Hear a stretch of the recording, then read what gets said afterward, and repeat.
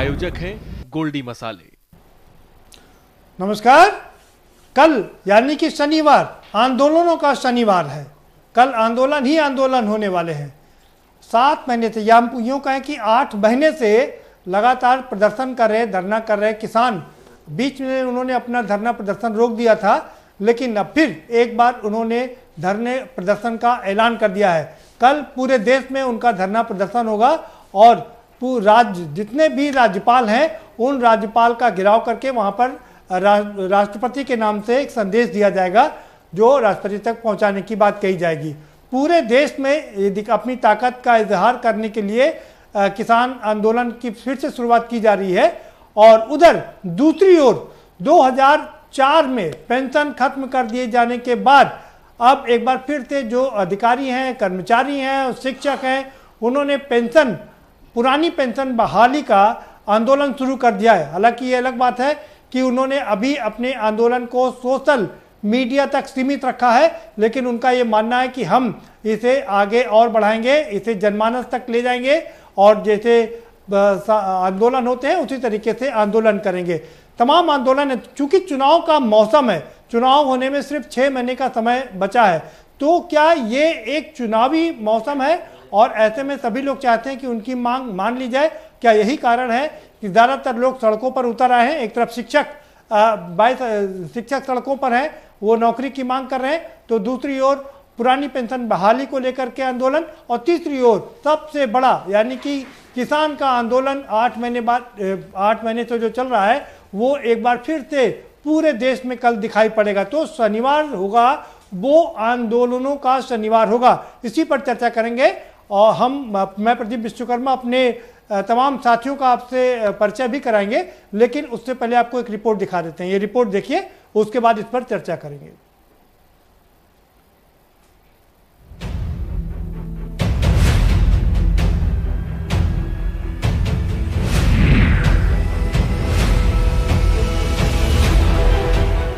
जी हाँ, जैसा कि मैंने आपको बताया कि कैसे कल आंदोलनों का शनिवार है। शिक्षक ऑलरेडी धरनों पर हैं।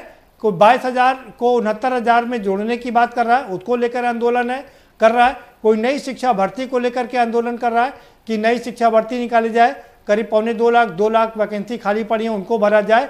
तो कहीं अंकों में सुधार की बात हो रही है और तमाम तरह के आंदोलन, शिक्षक आंदोलन चल रहे हैं। तो दूसरी ओर किसान आंदोलन भी अब खड़ा होने की बात करें कि जो किसान आंदोलन कोरोना के चलते बीच में रोक दिया गया था, उसको कल से नई ऊर्जा मिलेगी और नए तेवर और नए कलेवर के साथ में पूरे देश में वो अपनी शक्ति का प्रदर्शन करेंगे। इधर अटेवा की बात करें तो उन्होंने एक पेंशन बहाली और निजीकरण को लेकर के, खासकर जो निजीकरण चल रहा है और अभी 2 बैंकों का निजीकरण होना है, इन सब के विरोध में कल से ये आंदोलन होगा। और इसी पर हम चर्चा करेंगे। हमारे साथ में खास मेहमानों का पैनल जुड़ा हुआ है, हम उनसे आपका परिचय करा देते हैं। हमारे साथ यहाँ लखनऊ स्टूडियो से विजय बंधु जी जुड़ गए हैं, अध्यक्ष हैं अटेवा के। बहुत स्वागत है विजय बंधु जी आपका। सवित मलिक साहब हमारे साथ में जुड़ गए हैं, अध्यक्ष हैं किसान यूनियन के। आपका भी बहुत स्वागत है सवित मलिक साहब।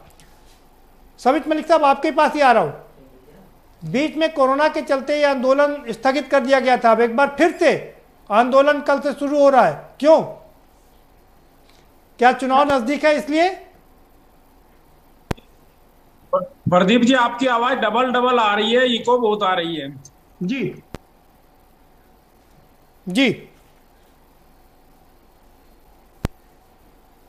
मैं ये कह रहा था कि क्या ये जो चुनावी मौसम चल रहा है, 5 राज्यों के चुनाव होने हैं और 2022 के अंत में 2 राज्यों के और चुनाव होने, यानी कि 7 राज्यों के चुनाव हैं 2022 में। तो क्या यही कारण है कि आप लोग शक्ति प्रदर्शन करें? शनिवार को आंदोलनों का शनिवार बन गया है। हमारा आंदोलन कोई शौक में नहीं हो रहा है, ये मजबूरीवश किसान दिल्ली के चारों तरफ बैठा हुआ है और हमने लगातार जो है 7 महीने कल पूरे हो रहे हैं आंदोलन को।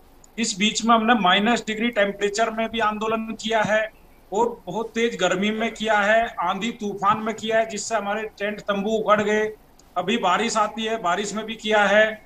और ये आंदोलन एक ऐसे मुद्दे को लेकर हो रहा है जिसमें किसानों से वादे किए गए थे, उनको तरह तरह के सपने दिखाए गए थे और एक मैनिफेस्टो जारी किया गया था कि आपकी आय दुगनी होगी, आपको गन्ने का भुगतान 14 दिन में मिलेगा, आप 60 वर्ष की उम्र पूर्ण करने के बाद में आपको पेंशन दी जाएगी, 1000 का केकेसी जिसके पास होगा उसका ब्याज माफ किया जाएगा।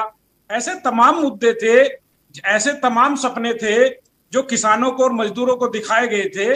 जब वो पूरे नहीं हुए, किसानों ने 5 साल इंतजार किया, इसके बाद फिर सरकार को एक मौका दिया और 6ठे साल के बाद में किसानों के सब्र का बांध टूटा और वो दिल्ली की तरफ चले। और ये आंदोलन एक देशव्यापी आंदोलन है। हाँ, ये आप जरूर कह सकते हैं कि जो राज्यों के चुनाव आ रहे हैं उसको लेकर कुछ लोकल लोग अलग अलग मुद्दों पे करते हैं, लेकिन ये तो एक राष्ट्रीय मुद्दा है, इसमें लोकल की बात ही नहीं है। कहीं 5 राज्यों के जब चुनाव होंगे तब उसमें थोड़ा सा किसानों की बात सुनने का सरकार के पास हो सकता है समय ना हो। जैसे बंगाल में भी ये गए थे, उन्होंने बातें नहीं सुनी। अभी यूपी की तमाम मीटिंग कर रहे हैं, संगठन स्तर पर चर्चा कर रहे हैं, चुनावों की तैयारी कर रहे हैं, लेकिन किसानों की बात सुनने के लिए इनके पास समय नहीं है। पिछले करीब 4 महीने से भी ऊपर हो गया, 6 महीने से भी इन्होंने किसानों के साथ वार्ता नहीं की है। जी जी, चलिए ठीक है, तो आपके पास दोबारा से आएंगे। विजय बंधु जी का रुख करेंगे। विजय बंधु जी, क्या लगता है, कल शनिवार का दिन है और आंदोलनों का दिन है, क्या रूपरेखा है आपके आंदोलन की? देखिए, ये जो विषय आज आपने रखा है निश्चित रूप से बहुत ही शानदार विषय है और लोकतंत्र में आंदोलन की एक बड़ी भूमिका होती है। अगर आज़ादी की बात करें तो हम लोग आज़ादी इसीलिए हुई है कि आंदोलनों की वजह से आज़ाद हुई है। हाँ, इस दौर की जो सरकारें हैं वो तानाशाही हो गई हैं और आंदोलनों को दबाना चाहिए। मैं एक सवाल करना चाहता हूँ कि आंदोलन क्यों करता है? कोई शौकीन नहीं करता है, वो किसान हो, नौजवान हो, छात्र हो, शिक्षक हो, कर्मचारी हो, कोई भी हो।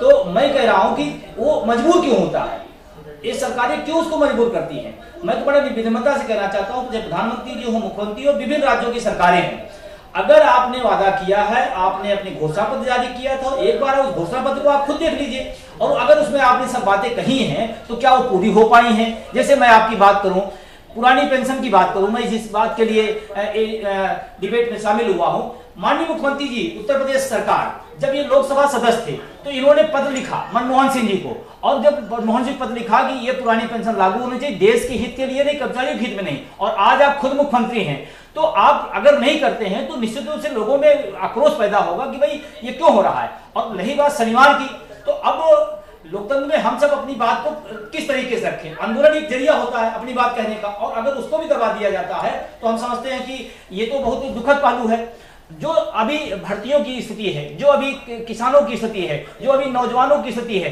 जो भी जिसकी स्थिति है, बड़ी दुख के साथ कहना पड़ा, सरकारें असंवेदनशील हो गई हैं और किसी बात को जब तक उग्रता से आप न कहिए, सुनने को तैयार नहीं। ये बड़ी दुर्भाग्य की बात है। अगर शांतिपूर्ण ढंग से हमारी बात को सुनते हैं, हमारी बात को मानते हैं, तो हम लोग को अच्छा लगता है, चलो ठीक है, लोकतांत्रिक देश, हमारी बात सुनी जा रही। लेकिन दुर्भाग्य इस देश का है कि सरकारें जब तक आप चिल्लाएंगे नहीं, चीखेंगे नहीं, वो आपको सुनने को तैयार नहीं होते। ये दुर्भाग्यपूर्ण है और इसीलिए कल पूरे देश में NMOPS के बैनर तले राष्ट्रीय अभियान है और इसमें आपके रेलवे से लेकर के, बैंक से लेकर के, जितने भी कर्मचारी हैं, प्रदेश के हों, देश के हों, डिफेंस के हों, सारे लोग कल ट्विटर पे एक बहुत बड़ा अभियान चला रहे हैं और हम लोग लगता है कि कल एक बड़ा अभियान निकल। यात्रा भी है रेलवे के विकास यात्रा की, कि किस तरीके से शुरुआती दिनों में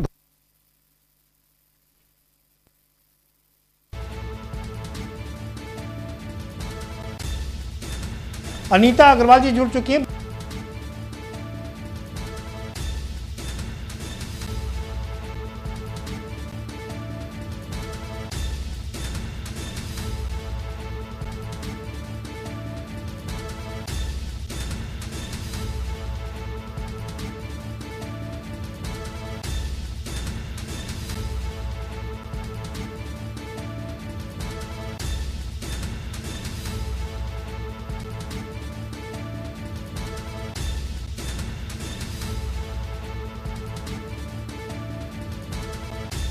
सीधी तस्वीर है, ये पहुंच चुके हैं रामनाथ कोविंद जी प्रेसिडेंट हैं, वो पहुंच चुके हैं, कानपुर पहुंच चुके हैं। ये सीधी तस्वीरें आप देख रहे हैं, ऐतिहासिक पल है ये।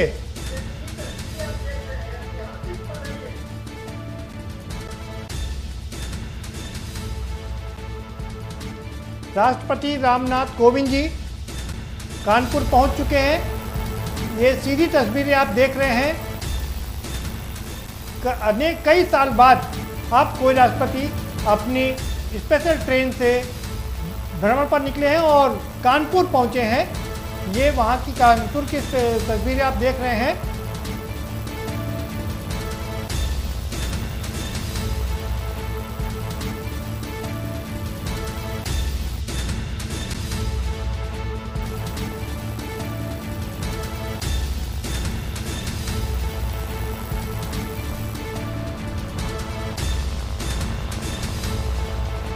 और लोगों को इंतज़ार है कि महामहिम अपने उस डिब्बे से बाहर आएं और वो ऐतिहासिक पल जब वो सबके सामने दिखाई देंगे।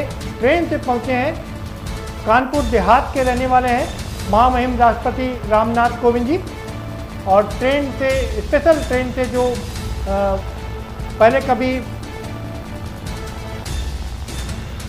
लोग भ्रमण करते थे, अब एक बार फिर से उसकी शुरुआत की है। राष्ट्रपति इस पर भ्रमण करते थे, उस एक बार फिर से उसी परंपरा की शुरुआत और ट्रेन से अपनी जन्मभूमि पहुंचे हैं।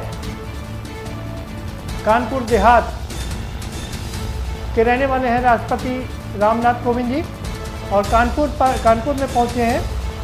फिलहाल सभी लोग इंतजार कर रहे हैं, मुख्यमंत्री जी भी इंतजार कर रहे हैं। यूपी के मुख्यमंत्री आनंदीबेन पटेल आपको दिखाई दे रही हैं, उत्तर प्रदेश की गवर्नर, राज्यपाल वो भी आपको दिखाई दे रही हैं। सारे लोग इंतजार कर रहे हैं कि कब देश के राष्ट्रपति बाहर आएं और वो उनका स्वागत करें। ये एक बहुत ही ऐतिहासिक पल है।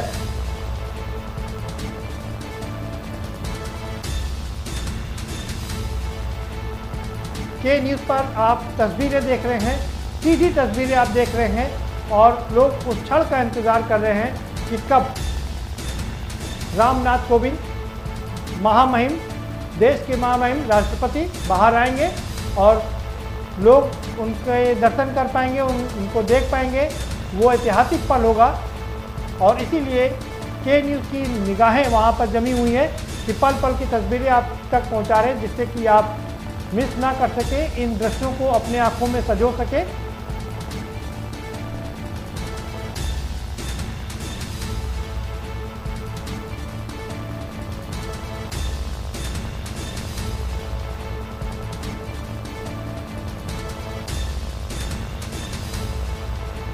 और शायद वो पल आने वाला है।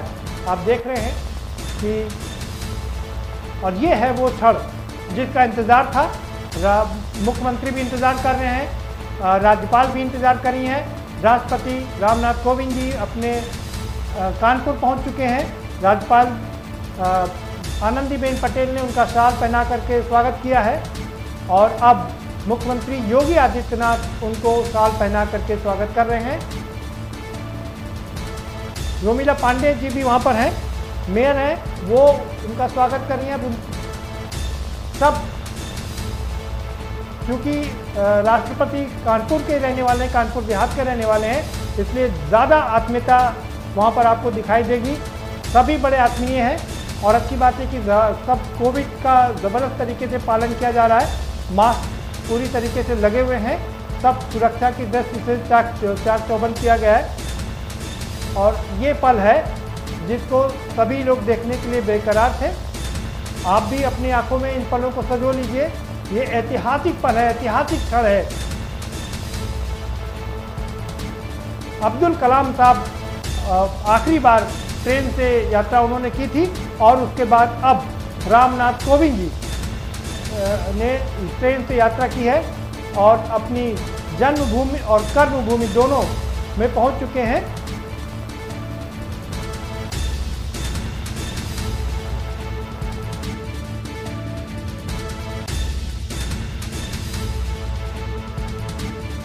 ये कानपुर सेंट्रल स्टेशन के दृश्य आप देख रहे हैं कानपुर का सेंट्रल स्टेशन, रेलवे स्टेशन, जहां पर महामहिम पहुंचे हुए हैं।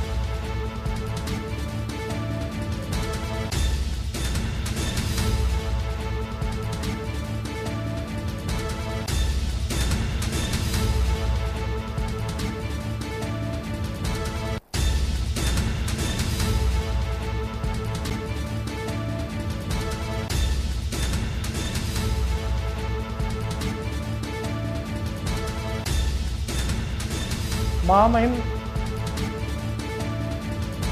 रामनाथ कोविंद जी अपने पूरे परिवार समेत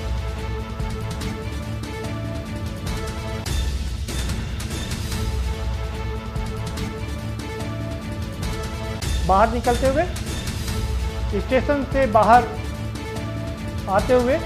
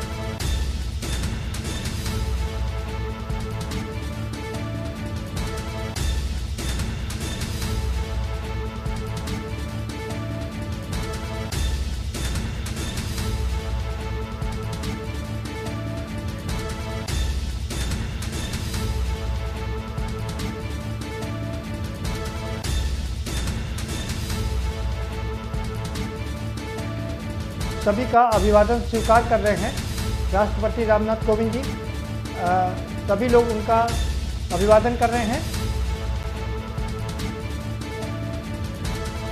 हाथ हिला करके सभी का अभिवादन स्वीकार किया महामहिम रामनाथ कोविंद जी ने।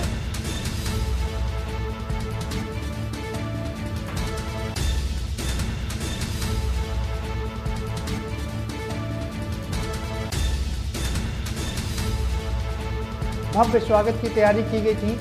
रेड कारपेट बिछाया गया है जैसे कि हमारी परंपरा है। अब विदा लेते हुए राज्यपाल आनंदीबेन पटेल से विदा लेते हुए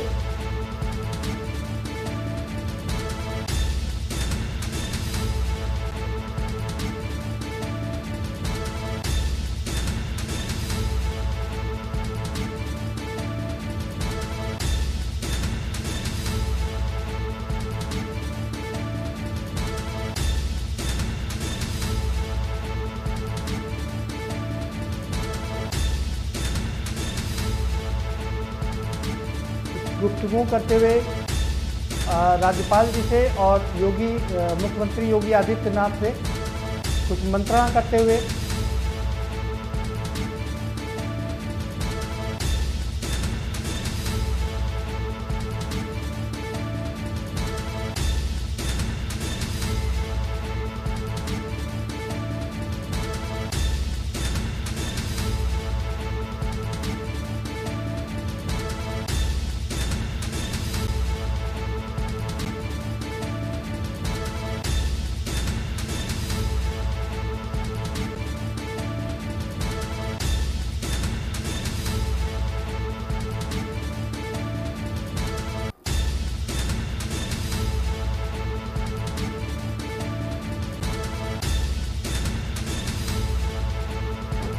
और अब अपनी गाड़ी में सवार होकर के रवाना होने के लिए तैयार होते हुए सभी से विदा ले लिया है।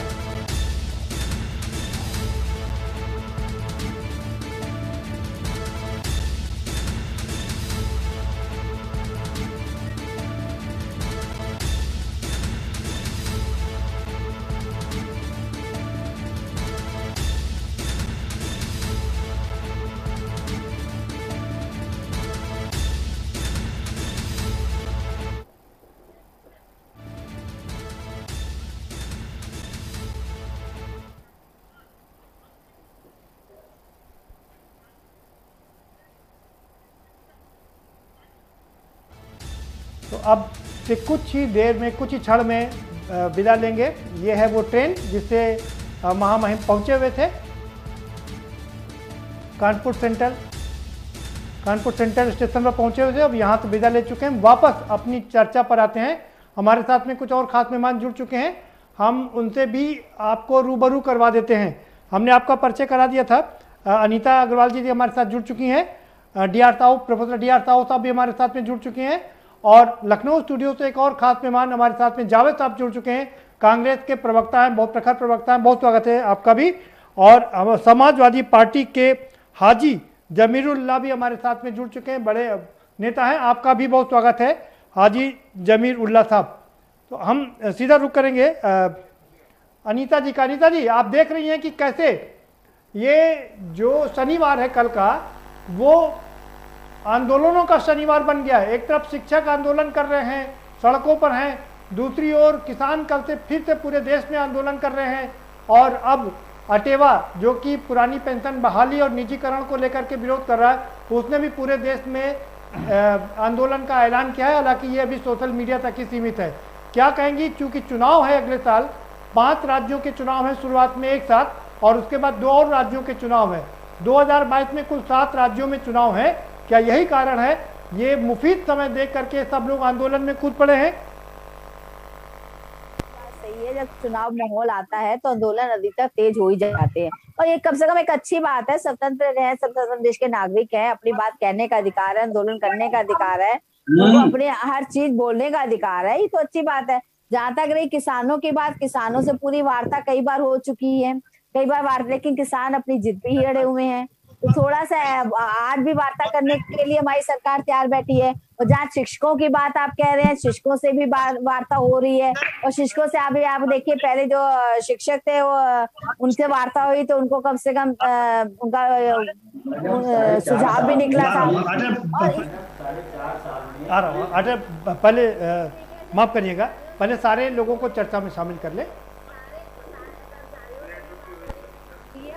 वार्ता में उनका सुझाव निकलता है। तो इसलिए ये एक अपना स्वतंत्रता है, आप अपनी बात को रख सकते हैं, कुछ आंदोलन के द्वारा, कुछ आपसे बैठ के। और हमारी सरकार सबकी बात को सुनती है, उसका निर्धारण करती है, उसमें उनका जो सुझाव होता है वो लिया जाता है, और ऐसे जो बात होती है उसको किया जाता है, चाहे किसानों की हो, चाहे शिक्षकों की हो, चाहे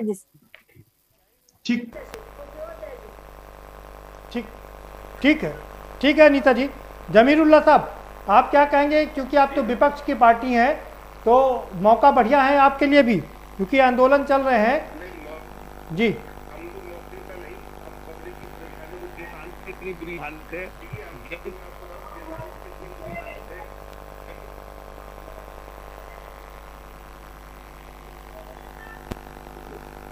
गेहूं का मतलब गेहूं नहीं खरीद रही, किसान परेशान है।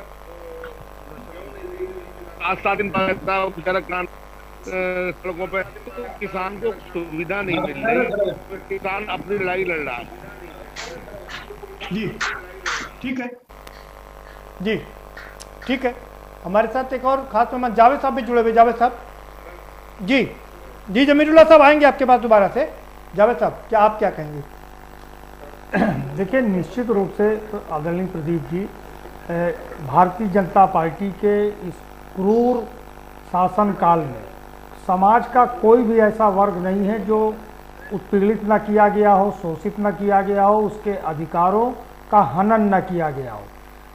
शिक्षक हो, राज्य कर्मचारी हो या केंद्रीय कर्मचारी हो, किस तरीके से या जो उत्तर प्रदेश के अंदर भर्तियां हुई, आप देखिए किस तरीके से लोगों को छलने का, ठगने का काम किया गया, और अपने छल और ठगपन को छिपाने के लिए किस तरीके से फर्जी आंकड़ेबाजी, झूठ पर झूठ बोलते हुए उसको दबाने का काम किया गया। और जिसने भी आवाज़ उठाने का काम किया, उसका उत्पीड़न कानून के रास्ते से किस तरीके से किया गया।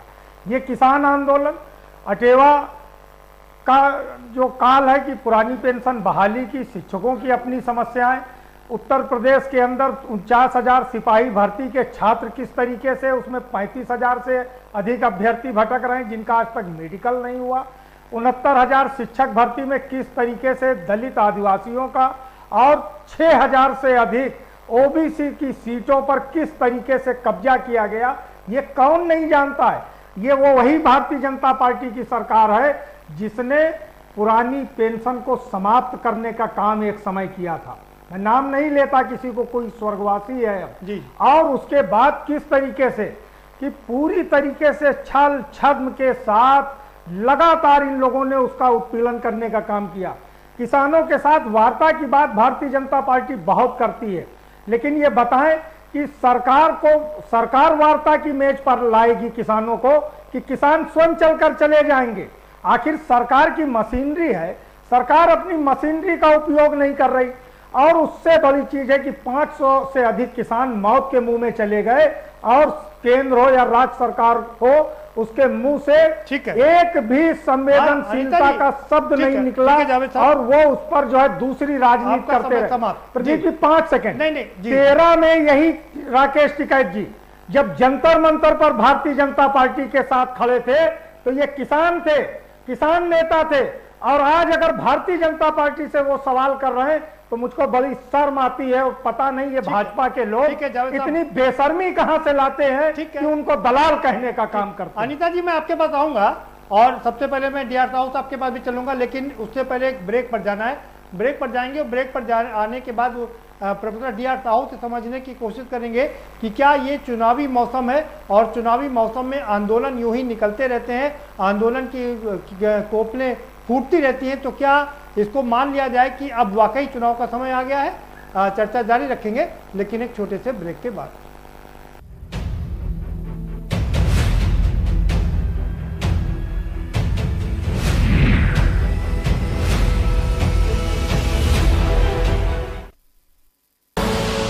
आप देख रहे हैं के न्यूज, खबरों का सारथी।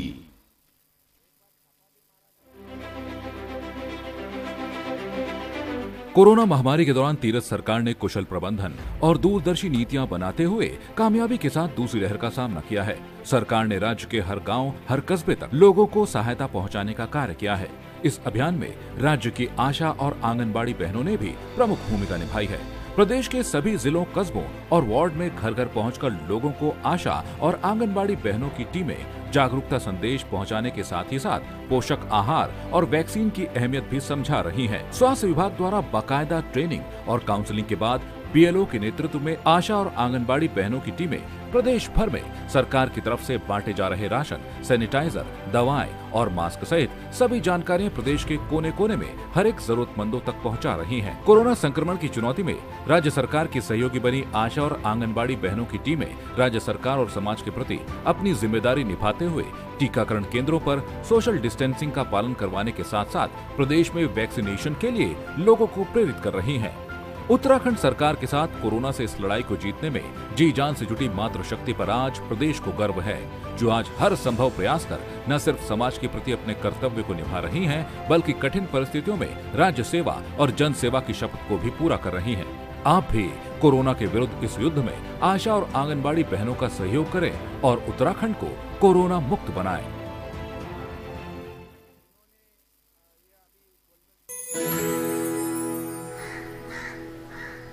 अब हारने के लिए तैयार हो जा चुटकी। ये देख क्वीन मेरी। भाभी देखो ना भैया। अरे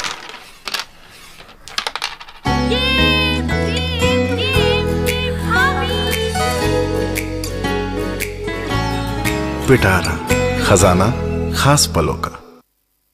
जुबान के लिए उड़ चला गैरों की जमीन पर, खुशबू अपने पन की ढूंढता। दूर कितना भी जा, इस जुबान से दूर ना जा पाओगे। विमल, बोलो जुबान केसरी। और खुशबू में झूम के भाई लेके आए गोल्डी मसाले। गोल्डी मसाले, खुशबू और स्वाद ऐसा तो रिश्तों में गुस्सा कैसा। खुदी को आजमाया है तो ये अंदाज आया है, खुदी को आजमाया है तो ये अंदाज आया है। तुम में भी मैं हूं, शुद्ध प्लस पान मसाला। पिटारा वाली साल मुझे भी मिलेगी? हाँ हाँ जरूर मिलेगी, लेकिन मुझे क्या मिलेगा? आज स्कूल में ऐसे कंपटीशन था, टॉपिक था your best gift in life. तो क्या लिखा? मॉम लिखा।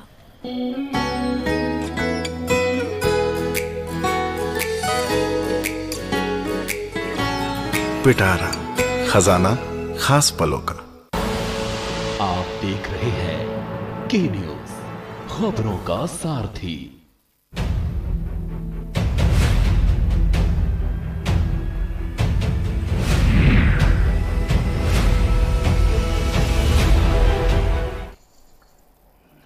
ब्रेक के बाद आपका स्वागत है और सभी मेहमान हमारे साथ बने हुए हैं। हम अपने वादे के मुताबिक प्रोफेसर डी आर साहू साहब के पास चलेंगे।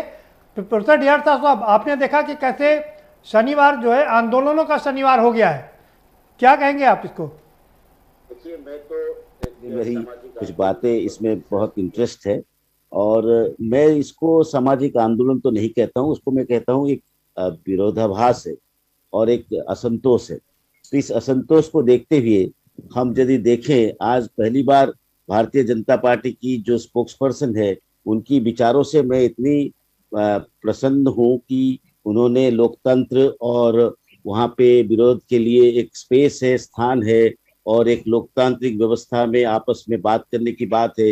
ये सारी बातें करके हमको लगता है कि भारतीय जनता पार्टी की छवि को सुधार रहे हैं। ये अच्छी बात है क्योंकि ये हर पॉलिटिकल पार्टी, राजनीतिक दल के जब कोई पक्ष में रहता है, कोई विपक्ष में रहता है, तो असंतोष के बारे में बात करना एक आवाज की संस्कृति, एक लोकतंत्र की बहुत मजबूती होती है। तो उस कॉन्टेक्स्ट में जिस राजनीतिक और मतदान व्यवहार में ये जो एक चुनाव की प्रक्रिया है, ये एक स्वस्थ समाज के लिए असंतोष के सामने आना और सामूहिक मुद्दों को लेकर असंतोष आना, ये बहुत ही अच्छी, एक बहुत ही सकारात्मक ये सोच है जिससे कि समस्याओं की पहचान और समस्याओं की एहसास ही समस्याओं की हल की तरफ ले सकता है।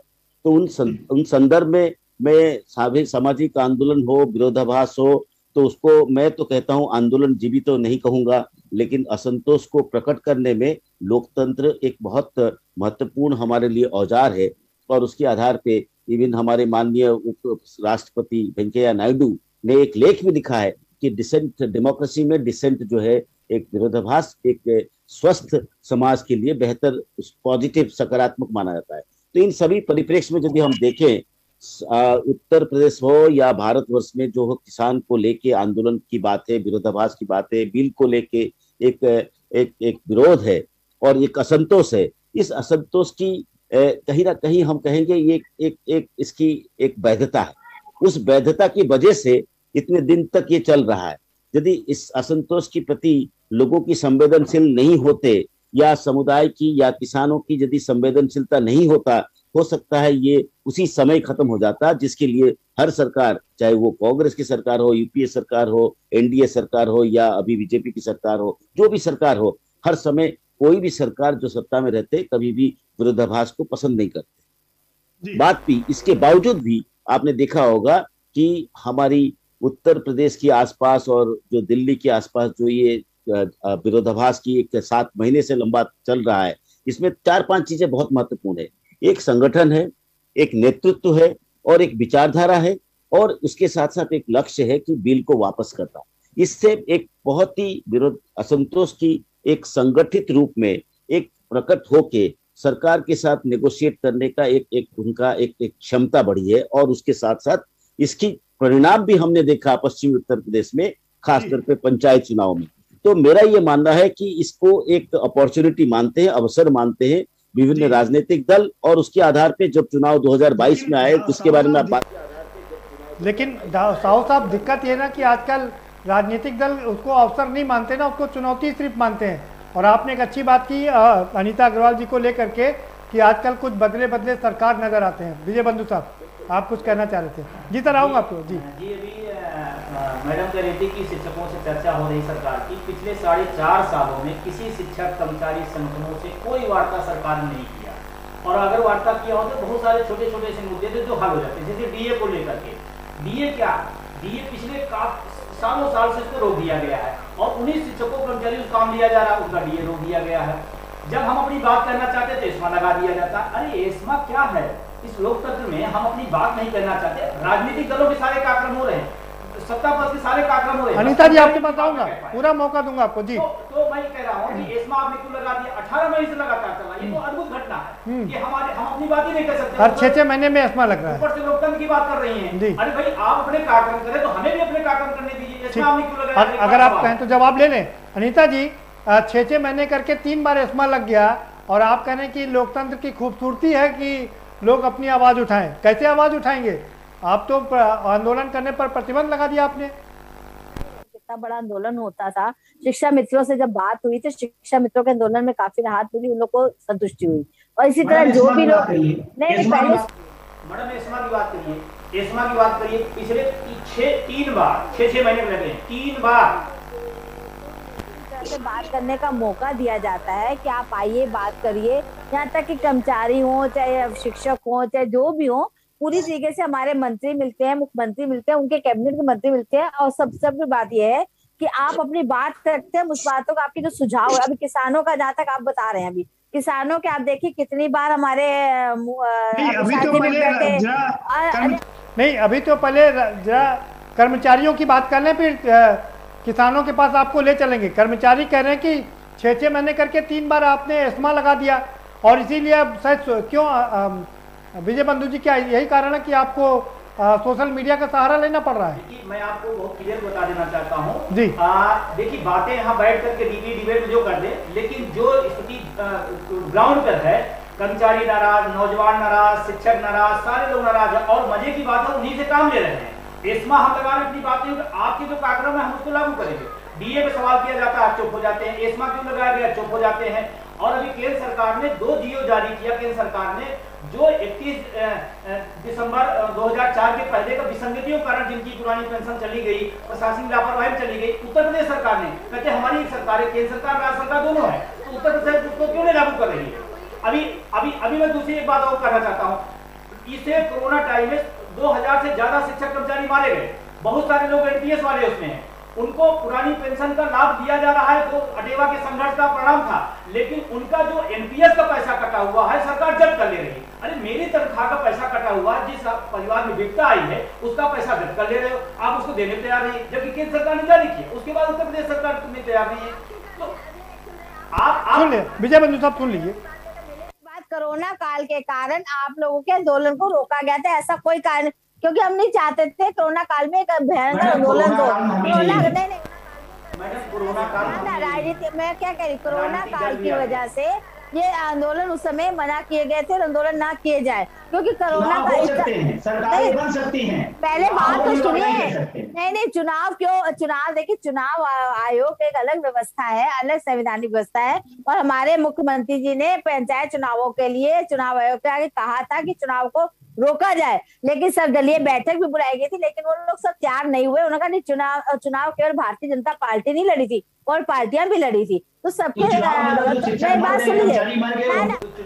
शिक्षक मर गए, कर्मचारी मर गए, उनको कम से कम नौकरी दे दी जाए। ठीक है अनीता जी, पहले विजय बंधु जी से समझ लेते हैं। विजय बंधु जी आपने, ठीक है अनीता जी, ठीक जी जाएगा, ये हम आपको आश्वासन देते हैं कि आपको निराश नहीं किया जाएगा। आप इसका अच्छी बात है, आप आश्वासन दे रही, ये अच्छी बात है, आप आश्वासन दे रही। ठीक है अनीता जी, इनकी तरह आंदोलन की रूपरेखा समझ लें, लोगों को समझा दें।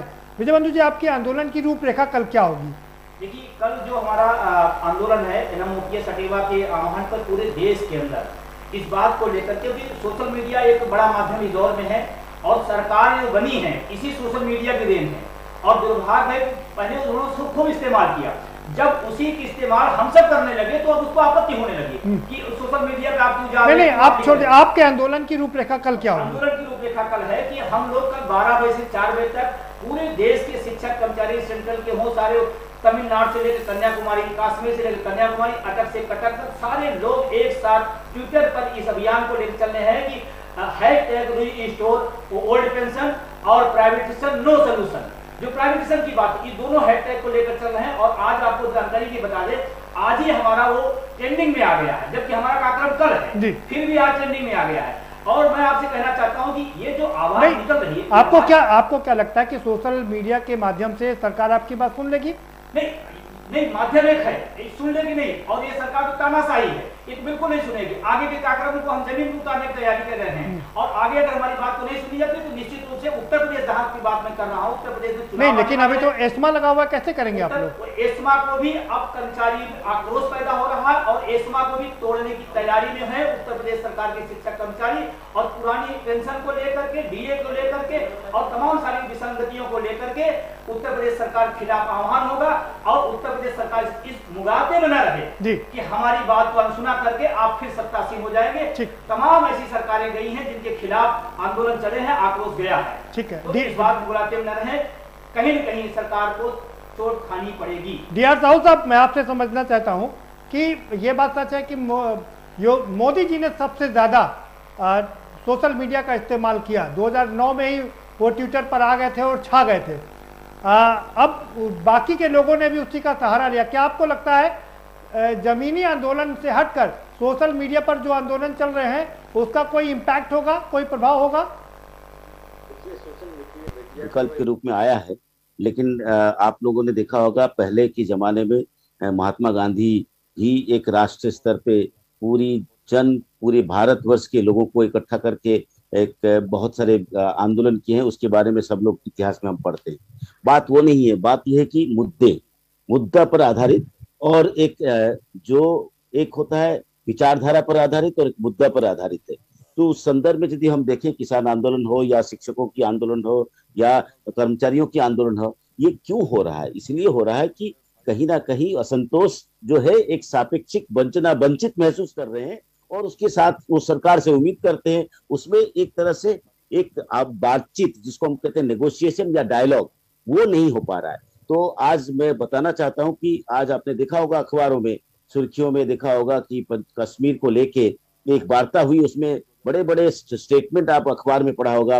प्रधानमंत्री जी ने कहा ये खुली डायलॉग है, उसमें पास्ट इज पास्ट, अतीत को अतीत कर दीजिए, उसके बाद हम आए। तो ये जो बातें हैं, ये बातें सीएए के समय में भी हो सकता था, किसान आंदोलन के समय भी हो सकता था। तो खुले बात करिए ना, सरकार कोई भी हो। मेरा ये कहना है कि चाहे वो एनडीए हो चाहे यूपीए हो। आपकी बात ठीक है डीआर साहब, नहीं आपकी बात ठीक है डीआर साहब, ये सब ठीक है, लेकिन जो मेरा मूल प्रश्न था कि क्या सोशल मीडिया पर चल रहे इस आंदोलन का, जिसमें लाखों कर्मचारी शिरकत करेंगे, कोई प्रभाव पड़ने वाला है?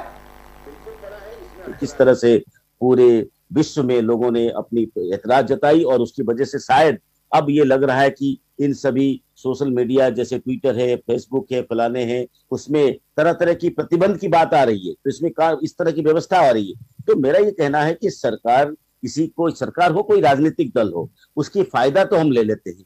यदि उसी के आधार पे यदि और कोई प्रतिक्रिया करते हैं, उसको भी सुनने का सहनशीलता भी लेना पड़ेगा। तो मेरा ये कहना है कि सरकार को ये सुनने के लिए भी ये सारे मंच पैदा हुआ है।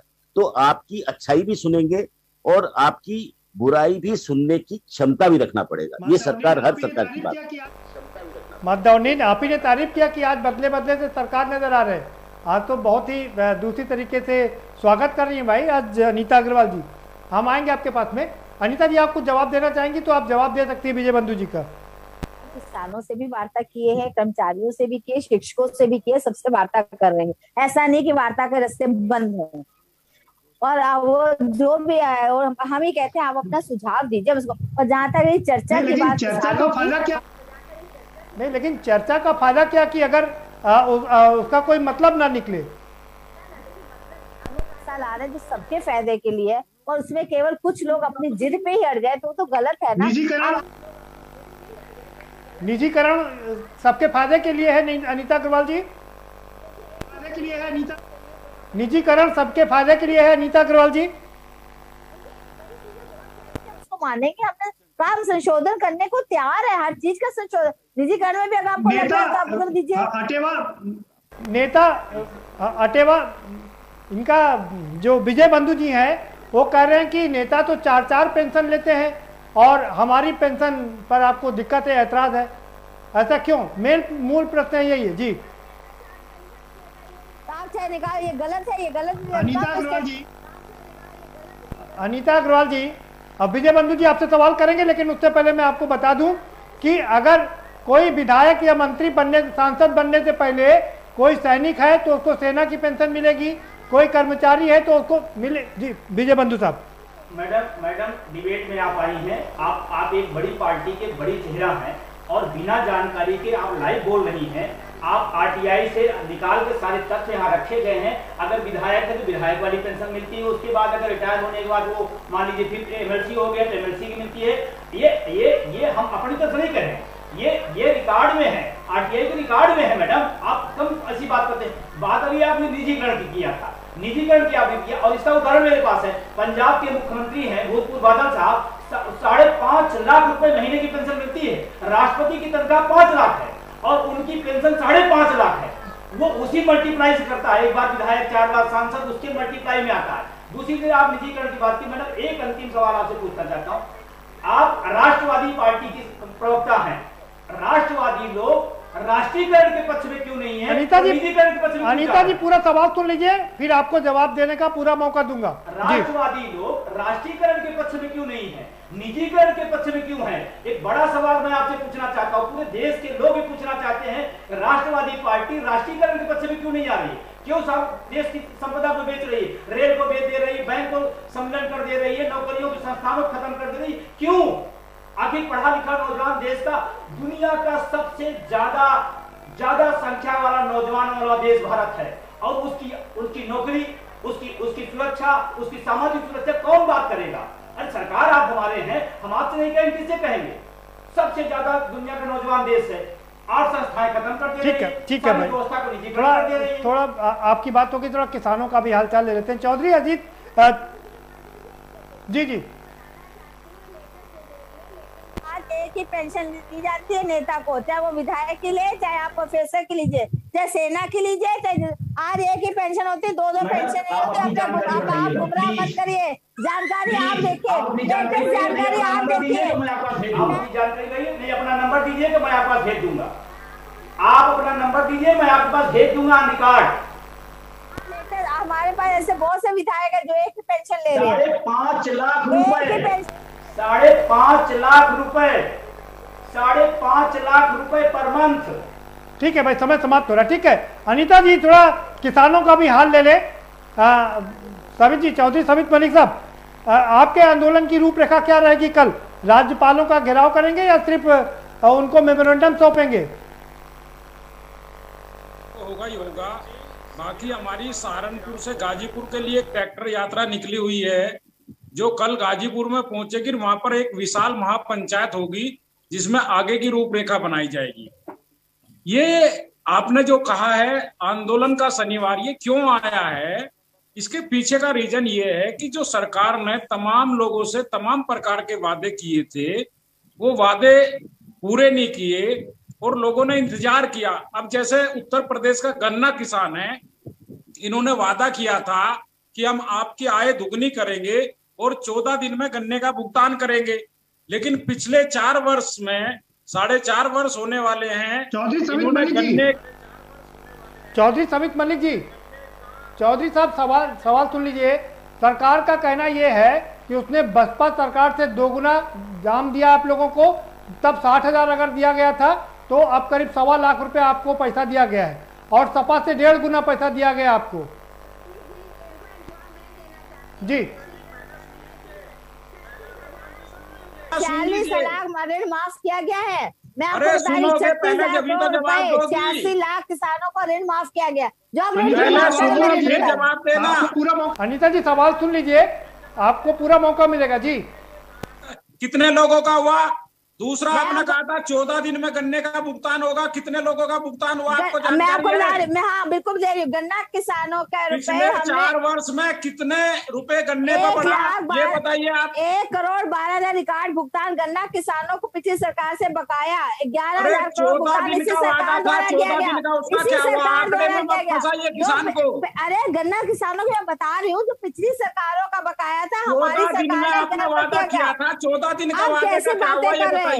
मैं आपको गन्ना किसानों का ही बता रही हूँ, आपको सब अग्रवाल जी ये बताइए 14 दिन का भुगतान का वादा था। आंकड़े में मत फंसाइए किसानों को। अरे आंकड़े 14 दिन का वादा था, क्या 14 दिन में भुगतान हो रहा है? मैं किसानों का रिकॉर्ड लेके बैठी हूँ, ये कुछ नहीं, बिल्कुल आंकड़ेबाजी सही में है। किसान को मत फंसाइए। आप ये बताइए 14 दिन का वादा था, क्या 14 दिन के में बाद भुगतान हुआ? हमने कहा किसानों का माफ किया, हमने गन्ना किसानों का ऋण आप हमने ये माफ किया। बताइए, और पिछली आप ये बताइए 14 दिन का वादा था, क्या 14 दिन में भुगतान हुआ? देखिए किसान आत्महत्या कर रहे थे, अब किसानों अब नहीं कर रहे क्या? नहीं कर किसान रहे, आत्महत्या नहीं कर बिल्कुल रहे, नहीं कर रहे, बिल्कुल नहीं आपने कर 14 रहे। दिन में वादा किया था वो पूरा हो गया? हमने जो वादा किया उन्हें निभाया, हमने किसानों को ऋण माफ किया, आपसे बड़ी झूठी पार्टी इस देश में नहीं है। आपने किसानों को धोखा दिया है, झूठ बोला है। आपने कहा था किसान की आय दुगनी करेंगे, आपने बिजली के भाव कितने बढ़ा दिए, डीजल का भाव कितना बढ़ा दिया, गन्ने का भाव 4 साल में कितना बढ़ा, ये बताइए। आप आंकड़े बता रही है, पिछले 4 वर्ष में गन्ने का कितना पैसा बढ़ा है, बताइए। आज भी हर महीने किसानों को पैसा जाता है, आपको मालूम है, किसानों के खाते में डायरेक्ट पैसा जा रहा है। किसानों को भीख नहीं चाहिए, किसानों को उसका वाजिब दाम चाहिए, समय पर भुगतान चाहिए। समय पर भुगतान करने में सक्षम नहीं हो। समय पे भुगतान दे रहे हैं, समय पे सब भुगतान हो रहा है। कितने समय में दे रहे हो, कितने समय में दे रहे हो बताइए। मैं क्या कह रही, सारा भुगतान और सारी खरीद हम लोग कर रहे हैं, हम लोग ने सारे किसानों से खरीद भी रहे, दे भी रहे। कितना भुगतान हुआ है? अभी 15,000 करोड़ रुपए बाकी है गन्ना भुगतान का। सबित मलिक साहब, आपको पूरा मौका दिया मैंने। जावेद साहब के पास चल रहे हैं जी। जावेद साहब आ रहा हूँ, अनीता जी आपके पास आऊंगा फिर से दोबारा से। सबित मलिक साहब, उसके बाद हमने दिया, सबित मलिक साहब आपकी बात हो गई, बात हो गई, एक बार फाइनल कमेंट के लिए आपके पास आऊंगा। सबित मलिक साहब बात हो गई, एक बार फाइनल कमेंट के लिए आपके पास आऊंगा। लेकिन अभी जरा फिलहाल जावेद साहब का रुख कर लेते हैं। जावेद साहब, एक तरफ किसान, एक तरफ सरकार कह रही है कि सबसे ज्यादा गेहूं का खरीद हुई है और आप कह रहे हैं कि गेहूं की खरीद नहीं हो रही है। देखिए प्रदीप जी बहुत सीधी सी बात। अनीता जी जरा जावेद साहब को भी सुन लेते हैं भाई, वो भी चर्चा में है जी। किसान, सबित मलिक साहब अनुरोध करेंगे आपसे कि आपकी बात हो गई प्लीज जी। किसान लगातार दलहन तिलहन और दूसरे अनाजों का रिकॉर्ड तोड़ जो है उत्पादन कर रहा है जी, मेहनत कर रहा है, देश को मजबूत बनाने का काम कर रहा है। सबित मलिक साहब जावेद साहब आज उत्तर प्रदेश में जो गेहूं की खरीद का मामला है जी, धान की खरीद में क्या क्या हो गया ये सब आपके सामने। गेहूं की खरीद में क्या हुआ, किस तरीके से सरकारी क्रय केंद्रों में बिचौलिए हावी रहे। किसान, उत्तर प्रदेश के मुख्यमंत्री जी ने कहा कि किसान जितना भी अपनी उपज का गेहूं लेकर आएगा उसका एक एक दाना जो है तौलाया जाएगा। लेकिन हुआ क्या, एक किसान का 30 से 50 कुंटल से अधिक गेहूं की खरीद कहीं किसी क्रय केंद्र पे नहीं हुई।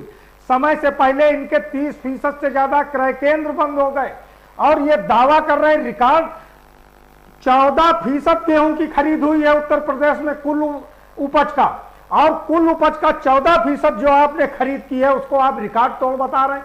सूर्य प्रताप शाही जी को अपने ही सरकार के आंकड़े के बारे में ज्ञान नहीं है और वो पूरी तरीके से झूठ पर झूठ बोलते रहे अनीता उस पत्रकार वार्ता में। और देख लीजिए कि किस तरीके से किसानों के मामले में ये झूठ बोलते हैं, विकास के मामले में झूठ बोलते हैं, अपराध के मामले में झूठ बोलते हैं, कुपोषण के मामले में उत्तर प्रदेश देश में पहले नंबर। जावेद साहब जवाब ले ले। अनीता अग्रवाल जी, आप कह रही हैं कि 53 कुंटल का गेहूं खरीदा गया, कह रहे हैं कि 14% गेहूं खरीदा आपने सिर्फ।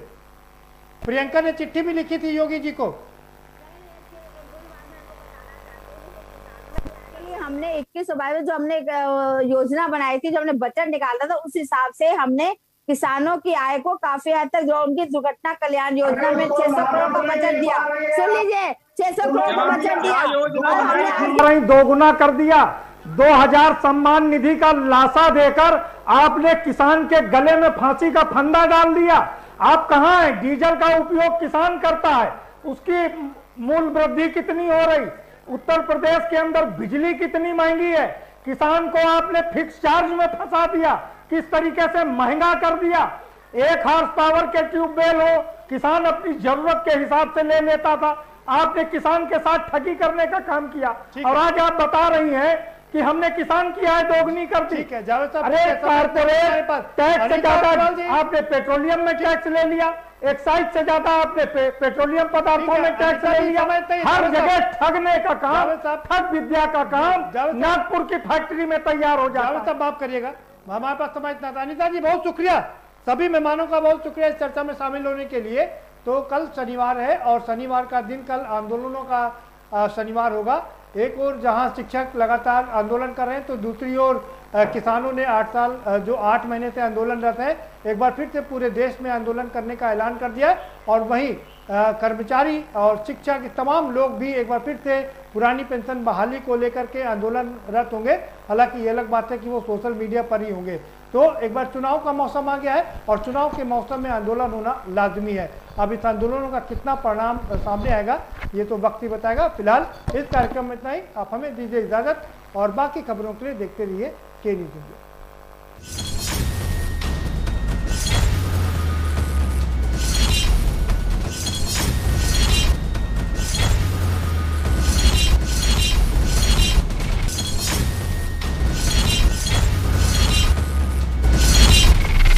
इस कार्यक्रम के प्रायोजक